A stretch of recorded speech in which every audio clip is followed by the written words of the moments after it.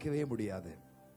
இந்த வார்த்தை சொல்கிறது, பரிசுத்தாவி உண்மையில் வரும், உன்னதமானவருடைய பலம் உண்மையில் நிழலிடும். 91வது சங்கீதத்தில் உன்னதமானவரின் மறைவில் இருக்கிறவன் சர்வ வல்லவரின் நிழலில் தங்குவான். அந்த உன்னதமானவரின் பலம், உன்னதமானவருடைய நிழலிடுதல் அப்படி இருக்கும் பொழுது உன்னிடத்தில் பிறக்கிற பிறப்பு, அது கர்ப்பத்தின் பிறப்பாக இருந்தாலும், வாயின் பிறப்பாக இருந்தாலும், வாழ்க்கை நன்மையான பிறப்புகளாக இருந்தாலும், எவையாயிருந்தாலும் வசனம் சொல்கிறது அது பரிசுத்தம் உள்ளது, அது தேவனுடைய குமாரன் எனப்படும். ஹல்லேலூயா.